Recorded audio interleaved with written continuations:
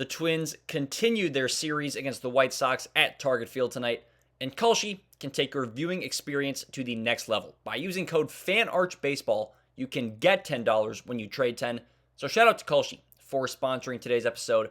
But what is going on, Twins fans, and welcome back to another episode of Twins Latest. I'm Sam Calder. Hope you are all doing well. We've got quite a bit to talk about today. But before we get to anything, we are on the road to 500 subscribers. So if you are not already subscribed to the channel, please do me a massive favor and hit that button for daily Twins news and updates to be featured in the next mailbag segment. Drop a question for me in the comments. And if you are listening on Spotify or Apple Podcasts, please be sure to leave a 5-star rating. But with all that out of the way, let's dive into the episode. And as always, we will kick things off by taking a look at yesterday's action. The Twins returned home to kick off a 3-game series against the White Sox and looking to snap their 5-game losing streak. And they did. They won by a score of 9-6. I will continue to not pick against the Twins in Joe Ryan starts, even though his final line last night was not great. He got through 6 innings, but allowed 8 hits and 4 runs while striking out 9. The White Sox hit him pretty hard. He allowed 10 hard hit balls, 3 doubles, and 2 homers. They were being pretty aggressive, the White Sox, because Ryan was just pounding the strike zone. A strike rate north of 70%, which is very high. No walks either. And regardless of that, he still had 13 whiffs on 98 pitches, 8 of which on his fastball. So the stuff was still playing well, as was the velocity. He sat 95, which he's been doing in his last couple of starts now. So maybe there's a new gear to Joe Ryan that's been unlocked. But he reached 96 multiple times as well. And Joe Ryan throwing 95 is a scary thing for the rest of the league, considering how good he already is throwing 93, 94. Overall, not his best start, not his worst, but you'll take 6 for the most part solid innings from Joe Ryan any night. It was again Tristan Gray who stole the show at the plate. 5 RBIs for him last night, including his 2nd grand slam of the season. He had 1 on the home opener as well. He put the Twins on top 5-1 at the time, snapping a 1-1 tie, but it was a game of runs.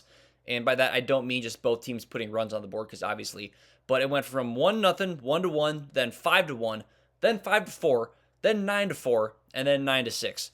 The Twins got the scoring started in the first. Trevor Larnach poked a ball to center, scoring Brooks Lee, and came with 2 outs, which was kind of a common theme last night. Gray's grand slam then in the 4th was set up by a Josh Bell leadoff double, which, fun fact, would have been a homer at 22 out of 30 Major League ballparks. Target Field not being one of them, though, was then followed by a Trevor Larnach infield single and a pair of fielder's choices. But then again, with 2 outs in the inning, Tristan Gray launched a ball into the right field seats to make it 5-1. They tacked on 4 more an inning later in the 5th. 5 straight base runners to start the frame. Larnach and Cody Clemens walked. Bell, Austin Martin, and Victor Caratini singled. Luke Keeschel and Tristan Gray then logged sac flies to bring a couple more home, making it 9-4. Every starter at the plate, besides Keeschel, logged a hit last night. Great all-around performance, and Keeschel himself had an RBI. The bullpen was fine, aside from a garbage time homer in the 9th off Travis Adams on what was not a bad pitch either by any means. But Cody Funderburk and Yoendrys Gomez were both strong in their 7th and 8th innings, respectively. Much needed win for the Twins last night, snapping that 5-game losing streak and starting the series on a strong note against a divisional opponent. They moved to 28-33 on the season and will look to take the series tonight. We will touch on that game here in a few minutes. But shifting gears from yesterday's action, it is time for our weekly minor league check-in. Last week, we talked about some of the recent strong performances by individual prospects. What I want to do today is keep things simple and take a look at how the top 10 prospects in my personal rankings are performing currently. Now, unfortunately, Walker Jenkins and Emmanuel Rodriguez, my number 1 and 3 prospects respectively, are still hurt, so there's really nothing new on them. I don't have a health update, so obviously no other baseballs being played. There are a lot of injuries within the Twins system right now, which is quite annoying. But as far as today, that means we will be starting with my number 2 prospect, Kalen Culpepper. And the dude just keeps hitting. Through 51 games, he's hitting .256 with a .361 OBP, 12 homers, 12 steals. He's not striking out at an alarming rate. He's drawing a fair amount of walks. He is doing everything you want to see and probably underperforming what he should be, honestly, since his BABIP is fairly low. It's only a matter of time for Caitlin Culpepper. That's really all there is left. He is proving that he is Major League ready. Up next, we've got my number 4 prospect, Eduardo Tait, and he's been struggling. His OPS currently sits below 700 at 671, and he's striking out a lot. He's hitting just 202 with a 290 OBP. Not good. It's still early in the year, but after a strong first few weeks, he's clearly in a slump right now. As for my number 5 prospect, Connor Prelip, who is hanging on to his last week of prospect eligibility before he reaches his service time threshold. He honestly, this time next week for our next minor league check-in, might not even be considered a prospect anymore.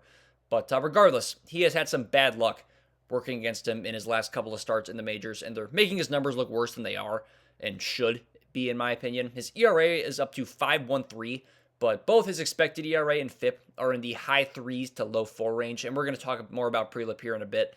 As for Merrick Houston, my number 6 prospect, he is looking pretty darn good. He is currently hitting north of 300, along with 15 extra base hits and 13 steals over 43 games.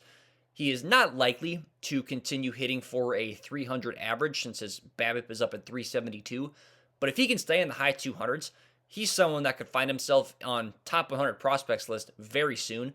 Desan Hill has that kind of potential too, but the walks are still just a problem. His ERA sits at 6.26, largely because he's allowing so many guys to reach via the free pass, with a walk rate of 18.6%. That cannot continue, regardless of how nasty his stuff is, which it is quite nasty, I will say. Riley Quick is struggling a bit at high A after a ridiculous start to the year. He had a 5.84 ERA in the month of May, along with 9 walks over just 12 and a third innings. Just like Hill, the stuff remains gross, but the command has got to be cleaned up. Hendry Mendez, my number 9 prospect, still doing unreal things. He's hitting 354 at AAA with 7 extra base hits and 4 more walks than strikeouts over 21 games.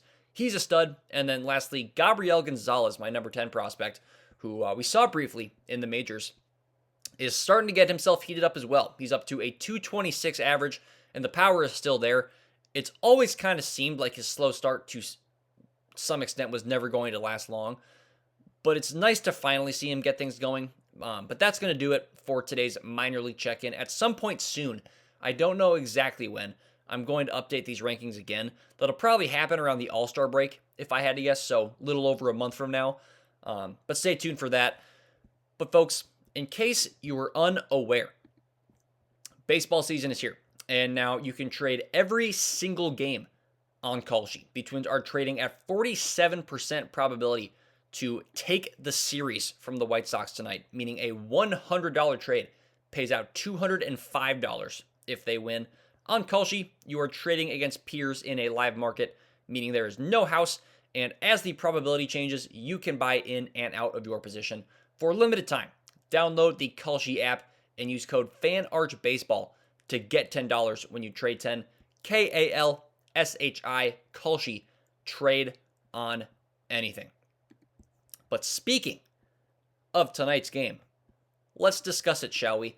Game 2 of 3 between the Twins and the White Sox at Target Field. Connor Prelip will take the hill for Minnesota, and opposite Prelip will be the guy who shut the Twins down on Thursday, Davis Martin. Martin improved to 8-1 on the year and lowered his ERA to an even 2 after that outing. He threw 6 very strong innings, allowing just 1 run on a pair of hits, a pair of walks, while striking out 5. He had at least 2 whiffs on 5 of his 6 pitches, 14 total on the day, and just 4 hard hit balls as well.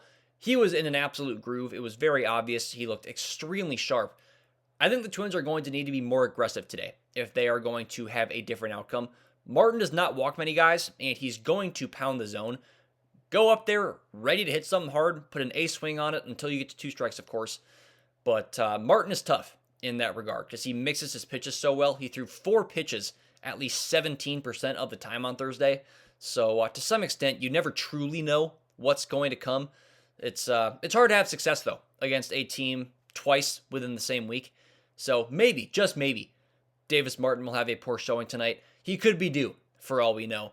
As for Connor Prelip, the White Sox saw him on Wednesday night, just the night before, and they did quite well. They ran him out in the 5th inning. Prelip allowed 8 hits and 3 walks over 4 in the 3rd, while also giving up 6 earned runs. However, and I mentioned this last week after that start as well, it was the 2nd straight start for him that he got fairly unlucky on balls put in play. Just 6 hard hit balls and an average exit velocity allowed of 86.7 miles per hour. That's not bad. His command was fine for the most part, so I don't think that final line truly tells the story. He struck out 5 in that game and had a lot of success with his breaking balls. I anticipate we'll see more of those tonight. But I just don't think I can take the Twins to win with how well Davis Martin has been pitching this year. I mean, he legitimately looks like an ace, and it would really suck if he's in the division. Well, he is in the division, but it would really suck if he truly is an ace because he is in the division. But I'll take the White Sox to win it tonight by a score of 6-4. And I think both starters pitch well. I do think we're in for a much better start out of Prelip than what we've seen recently. But I think Martin just does a little bit more all around. Although, like I said earlier, you could argue that he is due for a loss tonight. So we will see. I hope I'm wrong. But we'll take the White Sox to win a close one. And then to wrap up the episode, there's a guy we have not talked about much on this channel, even when we do minor league check-ins, that I want to shed some light on. Twins outfield prospect Kyler Fedko is on an absolute tear to start the 2026 season, really in all facets of the game too. And I think it's time to consider if he is the next outfielder to get a chance in the majors over guys like Jenkins, Rodriguez, Mendez, Gonzalez. Through his first 190 plate appearances with the St. Paul Saints, Fedko was hitting .285 with an incredibly strong .938 OPS, along with 11 homers, 23 total extra base hits, and 8 stolen bases. While his strikeout rate does remain slightly higher than you would like it at about 22%, he's drawing enough walks to make up for it. His batted ball data for his specific skill set as well is very strong, in my opinion. He's not the tallest guy in the league by any means, but at 6 foot, 215 pounds, he's built, and he is leaning into that. His fly ball rate is up about 4.5% from where it was at AAA last year, and he's still pulling the ball quite a bit. The big reason Fedko started to turn heads last season was because of his power output. He went from 3 homers in 2024 over 77 games up to 28 last season, and the fact that he's already at 11 this year shows that he's leaning into that power-first approach, which I love to see. In addition to what he's doing at the plate, there's a couple other reasons, too, that I think he deserves a look. Fedko has gotten extensive time at every outfield spot this year and has been perfect. Not a single error recorded. He's got 3 outfield assists already as well, so he seems like a guy you can put either in the corner outfield role or in center field, and he'll provide quality defense. He's also gotten a little bit of action at first and second base as well, so there's a little bit of versatility here as well. The other reason is that he's already 26 years old, which is why he's not talked about more with those other guys. And giving him a shot now, when he's maybe, arguably, more MLB ready than guys like Emmanuel Rodriguez, who's hurt albeit, and Hendry Mendez, who are already on the 40-man roster, might just make the most sense. The problem with that, then, is who do you remove from the 40-man roster to make that happen? I think the easy answer is James Outman. He has not done much offensively, and he's really just a defensive replacement / pinch runner. Really has been all season for the most part. It's probably too early to give up on Matt Wallner. I wouldn't want them to, and I doubt they would get rid of a pitcher or infielder, considering the current states of those groups. But I think Kyler Fedko has a really strong case for why he deserves to be up in the majors with the Twins, and I think if he keeps performing like this, it's only going to be a matter of time before he gets a shot. But that is all I've got for you guys today, so we are going to wrap there. Thank you guys so much for tuning in. If you enjoyed it, please do me a massive favor and subscribe to the channel for daily Twins news and updates. Drop a question for me in the comments to be featured in our next mailbag segment. And if you're listening on Spotify or Apple Podcasts, please be sure to leave a 5-star rating. But until next time, I'm Sam Calder, and I'm out.